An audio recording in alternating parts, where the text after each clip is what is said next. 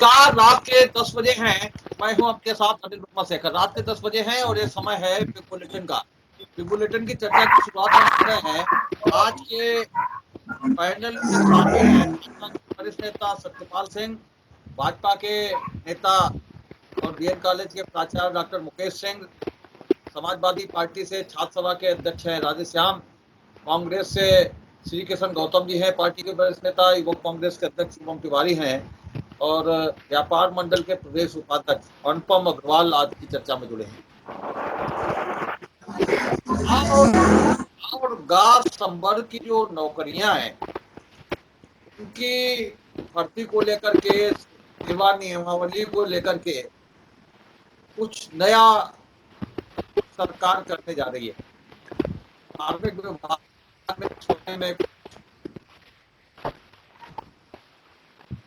बढ़ रही है और उस जो अन्य विभाग हैं उनसे चर्चा चल रही है।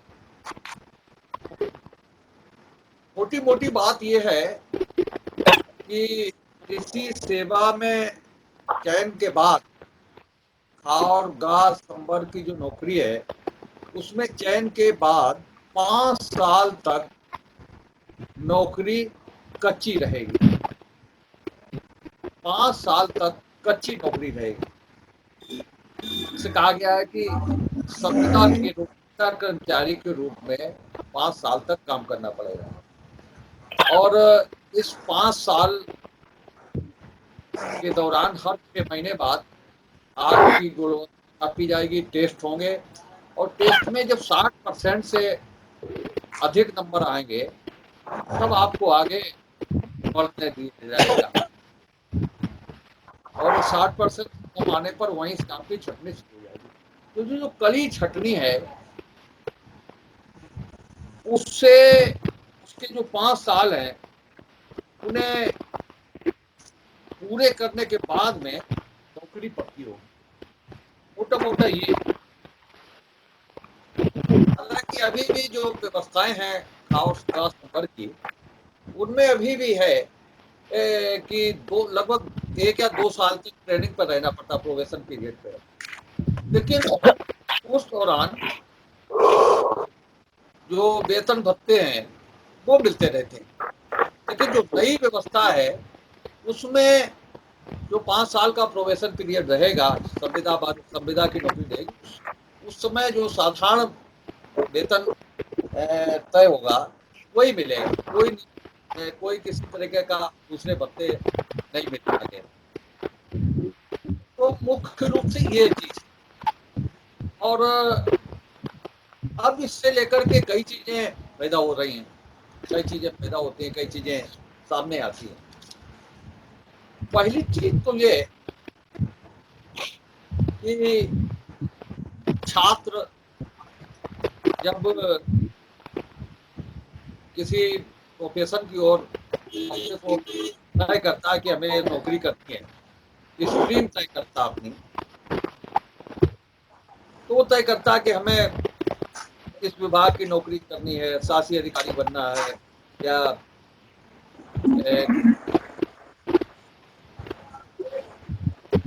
विभाग में काम करना है। वो एक तय करता है कि हमें क्लेरिकल नौकरी करनी है या वन विभाग में नौकरी करनी है। एक आधार बनाता है और निश्चित रूप से नौकरी करने का एक ही जीवन में एक बार एक एम तय होता है, पढ़ाई से तय हो जाता है। पढ़ाई में जब हम लोग जब इंटरव्यू करते हैं, जो मेरिट पे लोग आते हैं तो पूछते हैं कि भाई क्या बनने का इरादा है। क्या बनने का इरादा है वो इरादा एक बार तय होता है कि क्या बनना है और उसी के आधार पे स्टूडेंट अपना आगे बढ़ना शुरू करता है। लेकिन अब कैसे, अगर आपका चयन हो गया और उसके बाद फिर 6 महीने बाद मतलब 6 महीने के सेमेस्टर होने हैं 5 साल, फिर चेक कर लीजिए किसका वोट आ जाए।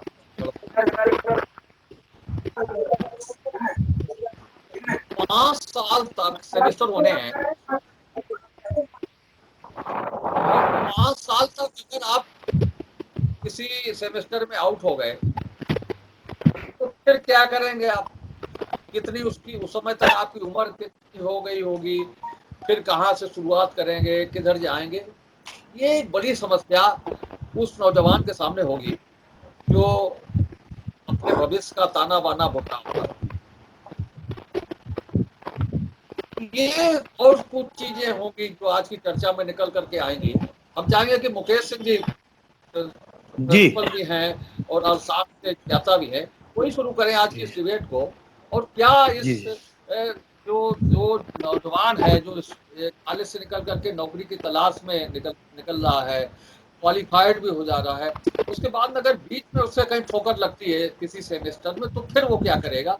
या क्या जो जो नई व्यवस्था आई है इसके क्या खामियां हो सकती हैं, क्या अच्छाइयां हो सकती हैं, इस पर हम चाहेंगे कि आप ही शुरुआत करें ताकि जो आगे के लोग हैं वो भी इस चर्चा में अपने विचार रख सकें। मुकेश सिंह जी। सभी लोगों को प्रणाम। बहुत अच्छा विषय आपने आज उठाया है। देखिए, जो केंद्र की और प्रदेश की सरकार है, एक व्यवस्था सुनिश्चित करना चाहती है।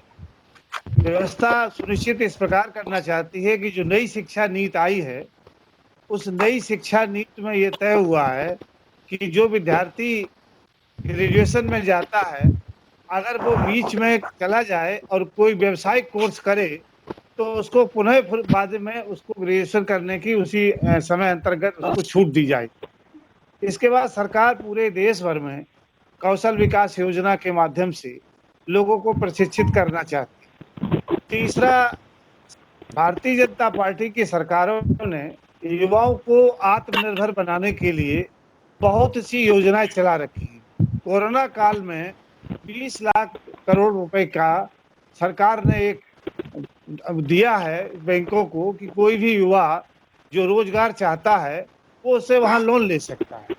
डूडा के माध्यम से आज भी आप देखें, जो ग्रामीण विकास अभिकरण की जो सेवाएं हैं, कि जो हमारे जो रोजगारी के काम करने वाले लोग हैं, ठेले लगाने वाले हैं या वैसे लोग हैं, उनको लगातार कैश के रूप में पैसा दे रहे हैं।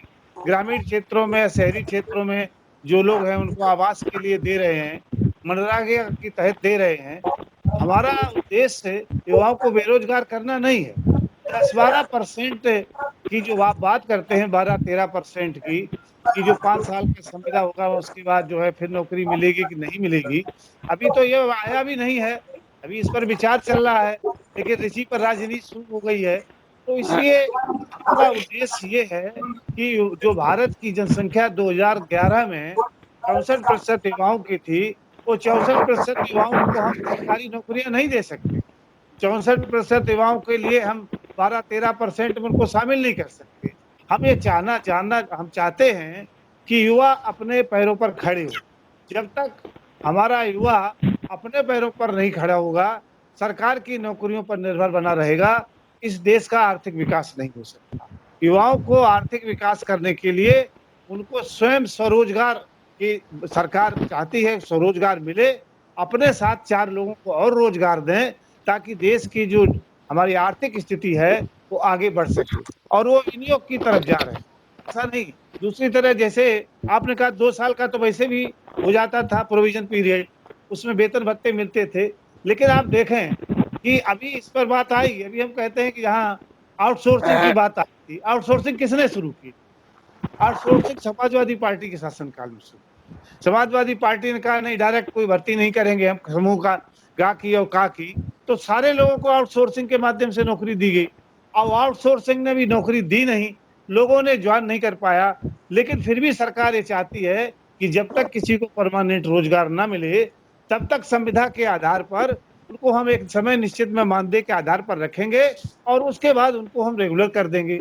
तो इसमें कहाँ राजनीति की बात आती है? इसलिए हमारा तो उद्देश्य ये है कि हम आत्मनिर्भर भारत की ओर बढ़ना चाहते हैं, युवाओं को मजबूती के आधार पर बढ़ाना चाहते हैं, ना कि उनको गुमराह करके 12-13% पर हम ये कहें कि नहीं हम आपको क्लर्क बना देंगे, हम चपरासी बना देंगे। वो तो संख्या सीमित है और वो सीमित वही उनको लिया जा सकता है। जी भाई साहब। हाँ राधेश्याम जी, छात्र सभा क्या क्या निष्कर्ष है, तो आप लोग क्या देना है? मान्यवर, हमारा सिर्फ इतना ही कहना है कि जो ये शिक्षा नीति, जो ये नया ये फरमान जारी हुआ है नौकरियों को लेकर संविदा का, ये इतिहास की आंखों ने वो दौर भी देखा है जब लम्हों ने खता की थी और सदियों ने सजा पाई। सरकार का ये निर्णय ठीक वैसा ही है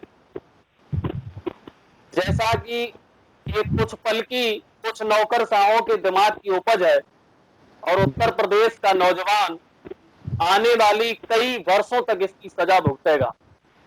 हमारे आदरणीय प्रोफेसर साहब अभी बोल रहे थे, वो ऐसा लग रहा था जैसे भाजपा का मैनिफेस्टो सुना रहे हो।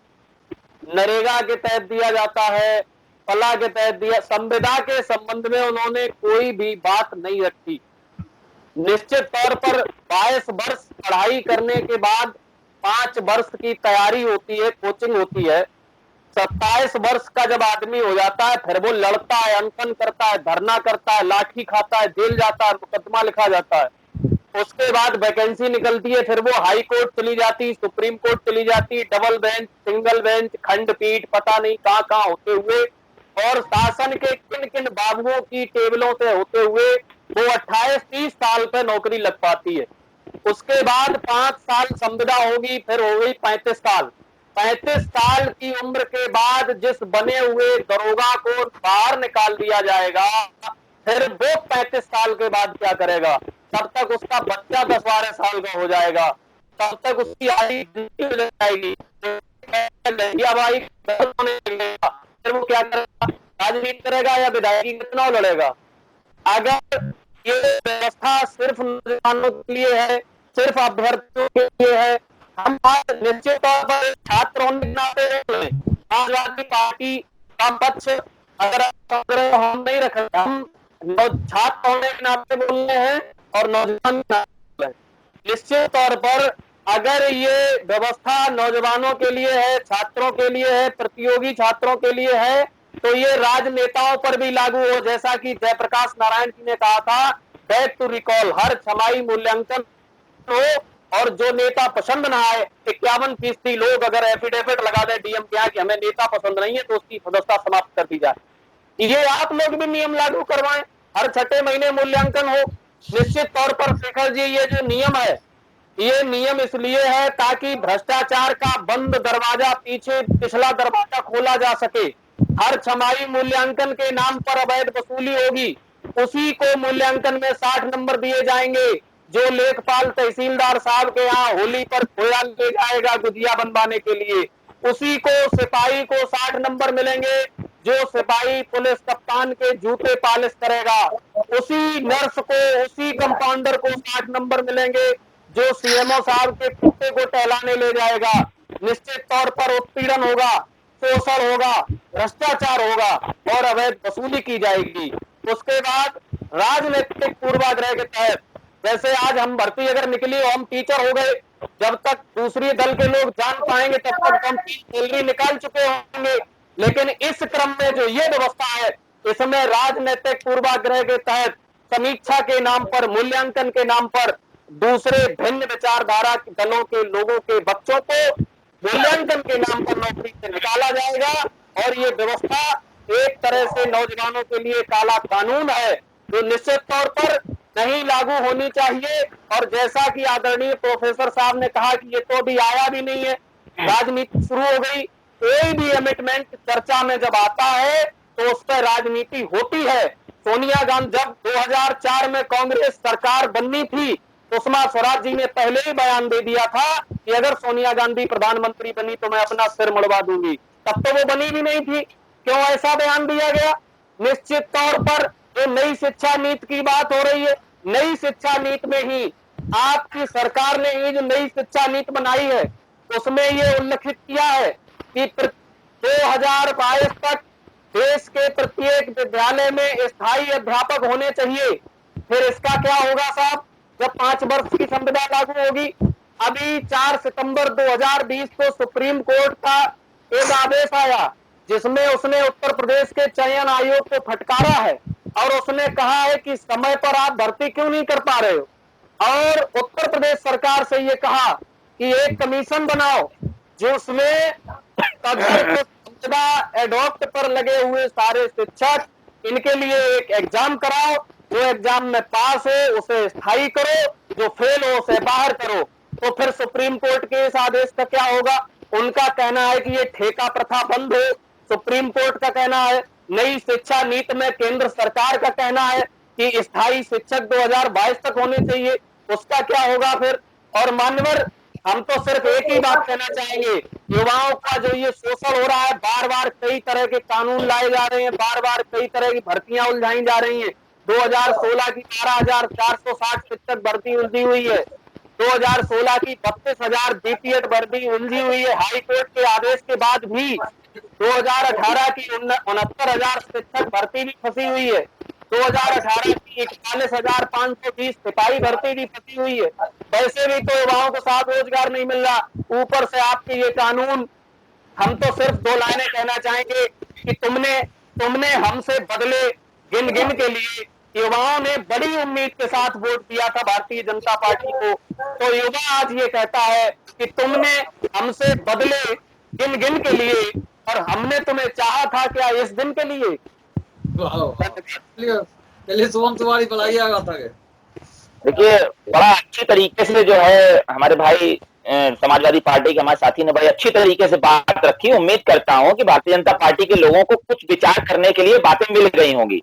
अभी यहाँ पर भारतीय जनता पार्टी के आगे प्रोफेसर साहब ने जो बात कही है, कहीं ना कहीं ये भी चीज सोचने की बात है कि सरकार ने एक अच्छा तरीका निकाला, इस भारतीय जनता पार्टी सरकार ने एक अच्छा तरीका निकाला युवाओं को सरकारी भर्तियों से दूर रखने का। क्योंकि जिस हिसाब से यहाँ व्यवस्थाएं बन रही हैं, देखिए एक बड़ा प्रश्न है कि यही सरकार कहती है कि 2022 में हर स्कूल में परमानेंट टीचर दिए जाएंगे, और आज की तारीख में जब 2020 में यहाँ पर इन्होंने इस तरीके संविदा वाली व्यवस्था बीच में ला दी, तो आखिर कहीं ना कहीं ये साफ समझ में आता है कि ये कुछ लोग जो कहीं ना कहीं मेंटली पैरालाइज्ड है, कुछ लोग जो कहीं ना कहीं मेंटली पैरालाइज्ड है, वो इस तरीके की नीतियों पर काम करते हैं। तो उन्हें ये सोचना चाहिए, भारतीय जनता पार्टी को देश में बताना चाहिए कि आखिर भाई आपकी ये नीति समझ में नहीं आ रही है। एक तरफ आप 2022 तक परमानेंट टीचर दे रहे हैं, उसके साथ साथ दूसरी तरफ आप टाइम पे कह रहे हैं कि संविदा व्यवस्था। और देखिए सरकार की सोचने वाली बात है कि आज की तारीख में आप देखें तो ये सरकार कहीं ना कहीं शराब से चल रही है, पुलिस से चल रही है, यहाँ तक कि सचिवालय में फर्जी टेंडरों से जो कमाई हो रही है उससे सरकार चल रही है। अब ये नया तरीका निकाला गया है, किसी से कहा गया है कि कहा कि व्यवस्था हम क्योंकि आपका मूल्यांकन कौन करेगा? आपका जो मूल्यांकन कौन करेगा? मूल्यांकन भी तो तारीख देंगे अपने अधीनस्थ अधिकारी। अब हमें ये बताइए क्या यहाँ पर इसकी जिम्मेदारी कौन लेगा? कहीं ना कहीं भारतीय जनता पार्टी धन उगाही की सोच रखते हुए कि किस तरीके जनता को लूटा जाए, क्योंकि अभी तो जितनी परीक्षाएं हो रही है उनसे नहीं पा रहे हैं, क्वेश्चन पेपर ही जाते हैं, जो तो स्थितियां हैं। ऊपर से इन्हें ये नहीं मालूम है कि आज का स्टेटमेंट कुछ और है और अपनी ही सरकार में 1 साल बाद का स्टेटमेंट कुछ और है। तो भारतीय जनता पार्टी मतलब इतनी बेचैन ना हो, ये पक्की बात है। सामाजिक स्तर इनका उड़ चुका है, इन्हें मालूम है कि इनकी जमीन जो है हिल रही है। कम से कम पता है आप कभी कुछ कह रहे, कभी कुछ कह रहे हैं, सुनिए बात तो एकदम स्टैंड नहीं कर रहा है। अभी प्रोफेसर साहब ने कौशल विकास के लोन ये सब है, भारतीय जनता पार्टी खेलने के लोग होते हैं। तो ये सब वो योजनाएं हैं जिसका भारतीय जनता पार्टी पीट पीट के प्रचार करती है।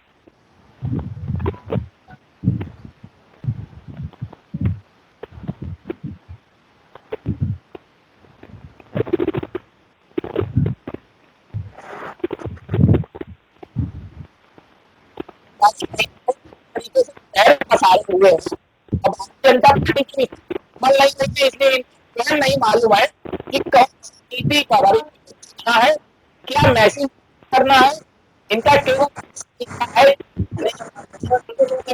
करी जाए।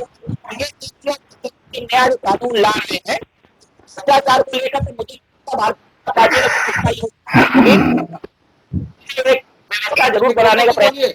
गौतम जी जी जी जी। बोलिए बोलिए। हाँ, लेकिन देखिए शेखर जी, ये गलत नीतियों के कारण बेरोजगारी इतनी बढ़ा दी है जो कोई पिछले 46 सालों में भी नहीं था, ये रिकॉर्ड है। और जो लघु उद्योग है, मध्यम उद्योग है और प्रतिदिन काम करने वाले, आजीविका चलाने वाले लोग हैं, सब बेरोजगार बंदी के शिकार हैं, कगार पे हैं। प्रदेश का युवा बेरोजगार है, भर्तियां आती हैं और लटक जाती हैं, कोई भर्ती के रिजल्ट निकले ही नहीं है। ज्वाइनिंग अगर निकले हैं तो ज्वाइनिंग नहीं मिली है। सरकार नौकरियों में संविदा का प्रावधान लाना चाह रही है। ये 5 साल युवाओं को बंधुआ मजदूर बना के रखेंगे। यूपी सरकार फिर यूपी सरकार से फिर भी कोई सरकार नौकरी की कोई उम्मीद नहीं है। तो ये सारी बातें हैं 50 साल में की आय में ये करने जा रहे हैं। तो आप ये बताइए, जो 35 और 40 साल में सर्विस करेगा तो वो 10 साल की सर्विस के लिए अपना पूरा जीवन लगा देगा, है? आप जो है ये सारी तलवार जो है लटकेगी भय की वजह से 10 साल की सरकारी नौकरी के लिए। ये सब 2 करोड़ नौकरियों और आत्मनिर्भरता जैसे बड़े बड़े जुमले देकर सरकार में आने वाले प्रधानमंत्री के संज्ञान में और उनकी सहमति से हो रहा है। आज भारत बेरोजगार है और प्रधानमंत्री जी की कृपा से तो ये सब जो है वो चल रहा है।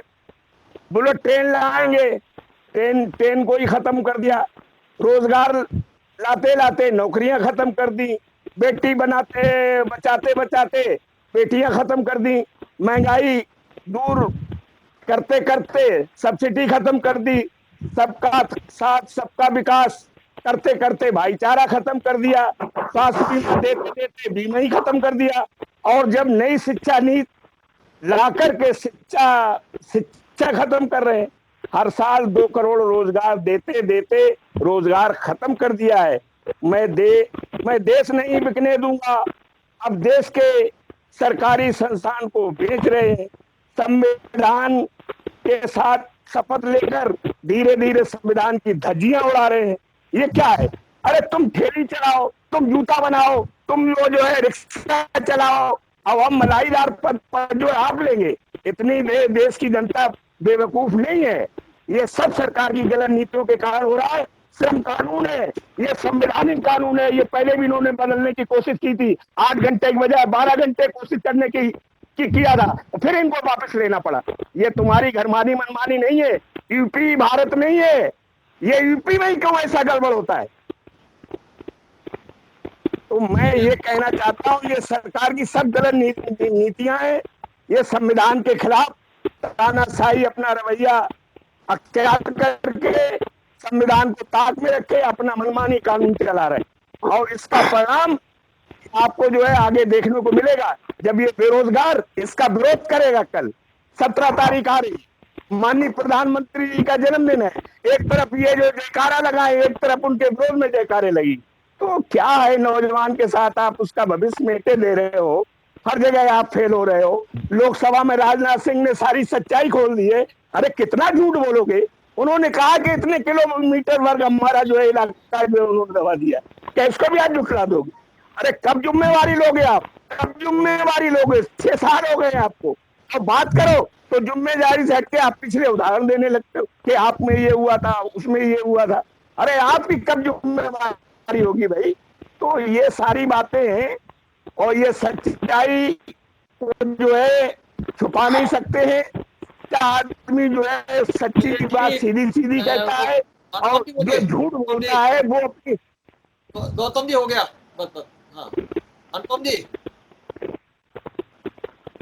शेखर जी, मैं बिग बुलेटिन के माध्यम से सरकार से यह अपील करता हूं कि वह सबसे पहले देश में उद्योग धंधे लगवाए ताकि हमारे बेरोजगार नौजवानों को रोजगार मिल सके। मेरी तो समझ से ये परे है कि सरकार रोज रोज हर क्षेत्र में नए नए प्रयोग कर रही है और कभी ये प्रयोग सफल होते हैं और कभी ये प्रयोग असफल भी होते हैं। ये देश, भारत देश हमारा बहुत विकासशील भारत देश है। इस भारत को विकासशील भारत ही रहने दिया जाए। इसमें ज्यादा छेड़छाड़ करने की जरूरत नहीं है। और जो संविदा पे जो 5 साल के रखने के लिए सरकार का इसका लॉजिक मेरी समझ से परे है कि इसके पीछे गवर्नमेंट की लॉजिक क्या है कि 5 साल पहले संविदा पे रखेंगे, उसके बाद उनको परमानेंट करेंगे। जहाँ तक मेरी जानकारी के अनुसार, जहाँ तक मेरी जानकारी है कि सरकारी नौकरी, कृपया मुझे पहले बोलने दें भाई।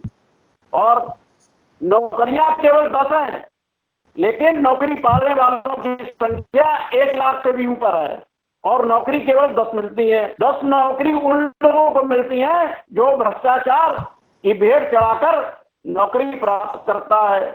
और आगे जब नौकरी वो 5 साल करेगा तो गवर्नमेंट उसमें क्या पैमाना नापेगी कि उन्होंने अपने काम के प्रति वो मजबूत हैं, अपने काम को ईमानदारी से कर रहे हैं और काम के प्रति समर्पित है। ये क्या कहना रहे गवर्नमेंट को, तो उसमें भी भ्रष्टाचार होगा मेरे हिसाब से। इसलिए मैं आपके चैनल के माध्यम से सरकार से अनुरोध करता हूँ कि नित नए प्रयोग न कर तो ज्यादा अच्छा रहेगा, तभी हमारा देश विकास कर सकेगा। धन्यवाद। देखिए शेखर जी, एक कहावत है कि सूत ने कपास जुलाए खर लट्ठम लट्ठा। ऐसी कपोल कल्पित बातें करके लोग इस बहस में कि इसमें ये हो जाएगा, उसमें वो हो जाएगा, अभी उसकी कोई एक तो गाइडलाइन आई नहीं है। दूसरी बात है कि इसको राष्ट्रीय शिक्षा नीति से उत्तर प्रदेश की नौकरी की संविदा को भाई बड़े विद्वान लोग आप लोग बोल रहे हो, वो शिक्षा नीति में क्या है और इस नौकरी के बारे में क्या है, दोनों का विषय।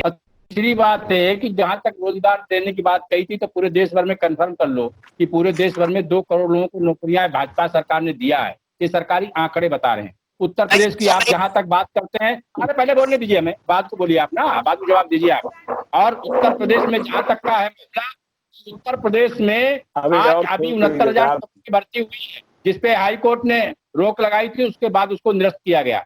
और सिपाहियों की भर्ती हुई पुलिस में, और पहली बार हुआ कि जिसमें भ्रष्टाचार नहीं हुआ, लोगों के घर चिट्ठी पहुंच गई। और जिसमें आप जाति आंकड़े उठा के देख लीजिए कि सारे जाति और वर्ग के लोगों की भर्ती हुई कि नहीं हुई है, वो तो आप नेट पे डाल के देख लीजिए उनकी जाति और बिरादरी।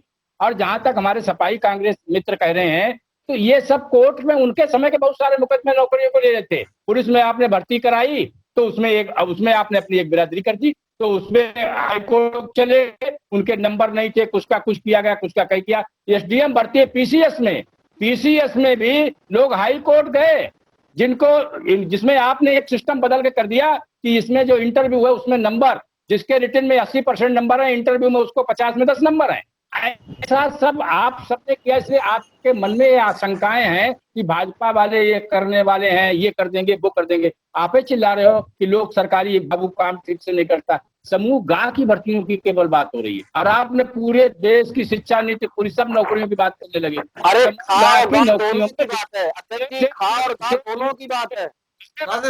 आप बोल रहे तो बोल लीजिए, पहले लीजिए बात को जवाब। और आप जितना जो बोल रहे हो ना, आप अपने पास कुछ समझ के लेके आप आंकड़ा लेके आप आइए और आप बोलिए अपनी पार्टी की पूरा लेके आए 5 साल में क्या किया है, कितने लोगों को क्या किया। आज जो उसमें से हाई कोर्ट में केस तमाम पीसीएस ऐसे लोगों के चल रहे हैं। ऐसा नहीं इस सरकार में हो रहा है, और सब सारी चीजें नेट पे पड़ी हैं।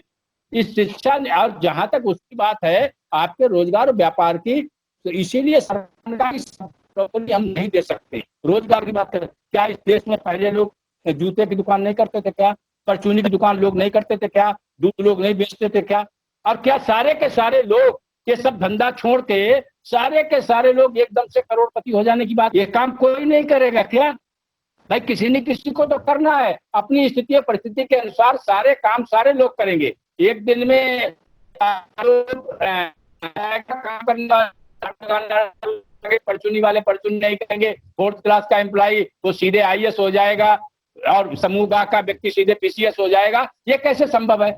सिस्टम में आप एक सिस्टम को चेंज नहीं कर सकते हो। और रह गई बात उसकी, तो आज आपने सरकार के भ्रष्टाचार के बारे में एक चीज नहीं पकड़ के दिया है।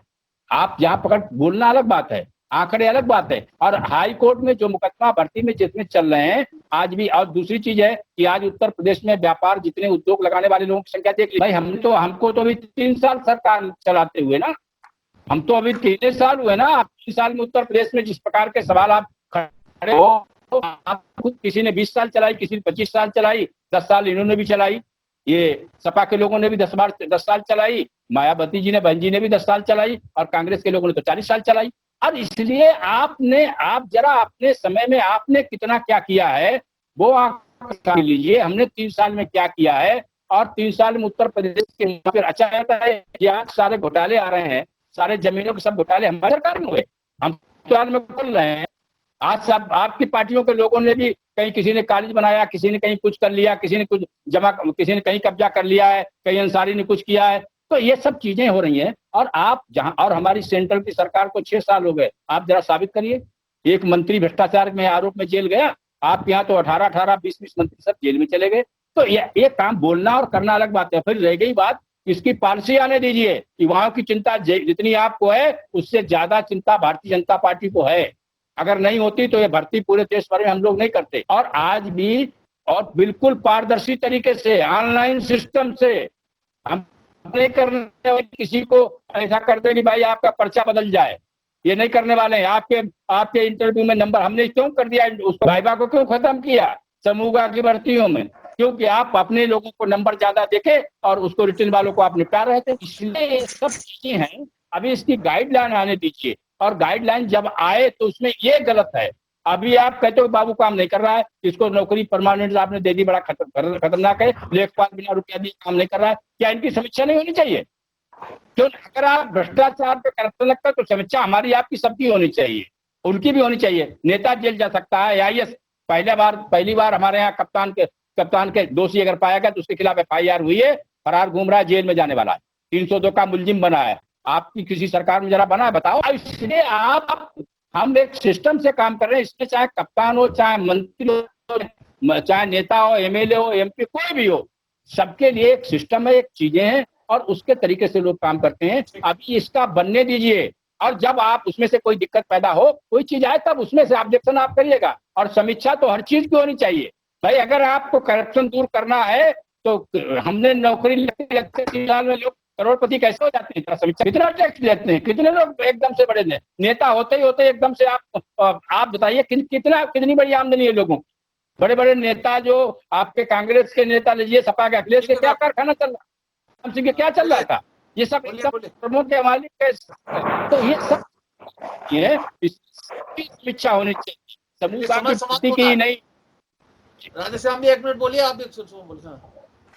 कांग्रेस के समय में अखिलेश जी के खिलाफ और नेताजी के खिलाफ CBI जांच शुरू हुई थी। भारतीय जनता पार्टी के समय में CBI ने उनको क्लीन चिट दी और कहा आय से अधिक संपत्ति का कोई मामला हमें पकड़ में नहीं आया। दूसरी चीज जो आपने कहा, करप्शन, आपके 5 मंत्रियों के ऑडियो वायरल हो चुके हैं जिनमें उनके निजी सचिव सब रिश्वत की बात कर रहे थे। आपके पंचम तल में, अब सुन लीजिए अध्यक्ष जी, पंचम तल में जहां मुख्यमंत्री जी बैठते हैं, वहां पशुधन घोटाला हुआ, उसी पंचम तल में एक फर्जी विभाग चल रहा था और आपके लोग सो रहे थे। दूसरे के भ्रष्टाचार पर कपड़े फाड़कर प्रदर्शन करने वाले आप लोग, आपके पैर घुटनों तक भ्रष्टाचार में सने हुए हैं। आपका एक आईपीएस अफसर जो रंगदारी न देने पर एक व्यापारी की हत्या करा देता है, और आप जांच के नाम पर एक SIT की टीम गठित करते हैं, और उस टीम का प्रभारी वो सलम माथुर जो जनवरी 2020 में एक मथुरा में डॉक्टर के अपहरण में 1 करोड़ रुपए फिरौती लेने का आरोपी है सलम माथुर। वो IPS आपका महोदा कांड का SIT का प्रभारी है। एक हत्या कराने वाला IPS उसकी जांच करेगा, अपहरण कराने वाला IPS, क्या अपहरण कराने वाला IPS हत्या कराने वाले IPS का नकाब उतारेगा? आप इस तरह की बात करते हो। आप भ्रष्टाचार के ऊपर बोलते हो, आप क्यों की बातें आप करते हो, आप क्यों नहीं ये बताते कि जज लोहिया हत्याकांड की फाइल आज तक क्यों नहीं खोली जा रही है? आप क्यों नहीं कहते हो सोराबुद्दीन एनकाउंटर की फाइल क्यों नहीं खोली जा रही है? आप क्यों नहीं बताते हो, आप क्यों नहीं बताते हो जिसमें, आप क्यों नहीं बताते हो जिसमें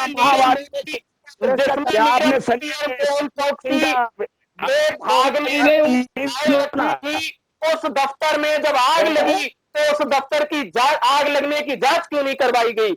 आपने क्यों नहीं नार्को टेस्ट कराया पुलवामा हमले का? आप किस तरह की बातें करते हो? आप राष्ट्रवादी हैं, आप राम के नाम पर राजनीति करने वाले लोग, राम के नाम पर राजनीति करने वाले लोग अपने नेता की बात नहीं मानोगे। तुम्हारा नेता केंद्र सरकार में कह रहा है 2022 तक सब स्थायी टीचर होंगे, तुम्हारा नेता यहाँ कह रहा है तुम्हारी भारतीय जनता पार्टी नेता नीति और नियत विहीन सरकार है, ये चिलम छाप सरकार है, जिसके ना नेता के बच्चे हैं नहीं, वो बच्चों की पीड़ा जानते नहीं है, उनके बच्चे नहीं। एक हमें तो ऐसा लगता है एक मुख्यमंत्री लगा दिया आपने स्थायी और 2 उप मुख्यमंत्री लगा दिए संविदा पे, वो ही आप करना चाहते हो उत्तर प्रदेश में। हमें तो ये नहीं समझ में आ रहा कि आप लोग करोगे क्या, इस प्रदेश को कहाँ ले जाओगे? भैया दोग तो नहीं है, एयर इंडिया सब कुछ दोग तो नहीं करती भारतीय जनता पार्टी, दोग तो नहीं कर रही है। अरे कोरोना में क्या कर रहे हैं, कोरोना में क्या कर रहे हैं? संजय सिंह सांसद जी की आपने प्रेस कॉन्फ्रेंस देखी है? आप कितना लूट रहे हैं कोरोना महामारी में, कितना लूट रहे हैं कोरोना महामारी में, लूट रहे हैं आप। अरे इससे ज्यादा और क्या वैसी बात हो सकती है? अरे इन्होंने तो आप में कर लिया था, तब आपको पता चलेगा घोटाला कर लिया था, कितना भ्रष्टाचार किया,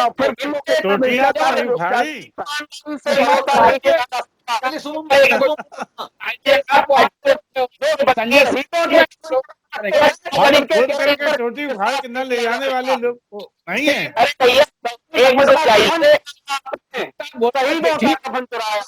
समाजवादी पार्टी सुननी है तो आप दूसरों की भी तो सुनिए। यहाँ पर एक बहुत अच्छी कभी भारतीय जनता पार्टी की तरफ से आई है जो शायद जेपी नड्डा जी को भी नहीं मालूम है और प्रधानमंत्री मोदी जी को भी नहीं मालूम है। फर्रुखाबाद भारतीय जनता पार्टी के लोग जानते हैं कि मोदी जी द्वारा जो 2 करोड़ नौकरियों का वादा हुआ वो दी गई, ये नड्डा जी को अगर आप देखिए हमारी पुस्तिका पहले आप देख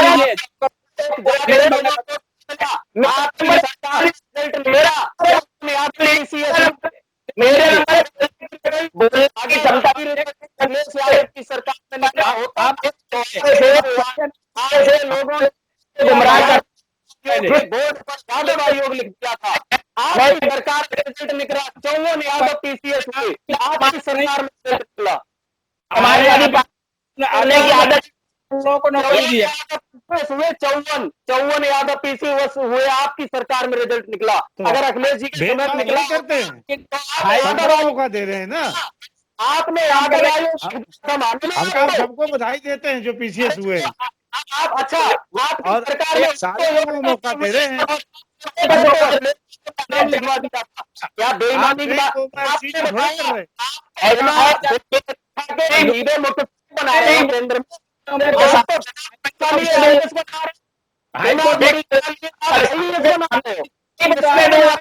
अगर घूमने वाले आदमी को आप और हमने तुमका तुम्हारे लिए दरवाजा खोल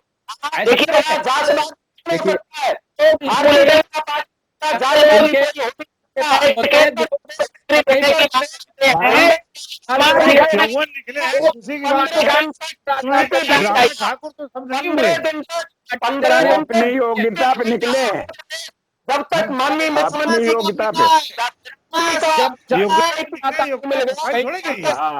अभी आप कह रहे थे कि अरे जब ऑनलाइन सारी चीजें हो रही हैं, अभी आप कह रहे थे कि ऑनलाइन हो रही है, तो ऑनलाइन में ऑनलाइन तो नहीं था, तब भी ऑनलाइन था। चलिए मुकेश सिंह जी, पकड़ी मुकेश सिंह जी 1 मिनट में समापन करी कुल लोग, चलिए ओके भाई साहब देखिए, भारतीय जनता पार्टी सरकार का, ना उत्तर प्रदेश का ना केंद्र सरकार का युवाओं को बेरोजगार से हटाने का कोई इरादा नहीं है।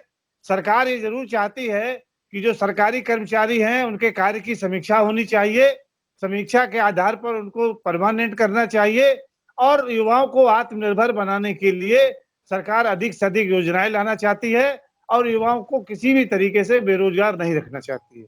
ये सब जुमले हैं, सब जुमले हैं, सब जुमले, ये सब जुमले हैं, जुमलेबाजी है, ये जुमलेबाजी यही समाप्त कर रहे हैं। करेगी ये सब जुमलेबाजी है। मुकेश सिंह राठौर जी का, श्री किशन गौतम जी का, शुभम तिवारी जी का, राधेश्याम जी का, अनुपम अग्रवाल जी का बहुत बहुत धन्यवाद। कल हम फिर मिलेंगे नई चर्चा को लेकर के, सभी लोग तब तक के लिए इजाजत दीजिए। शुभ रात्रि।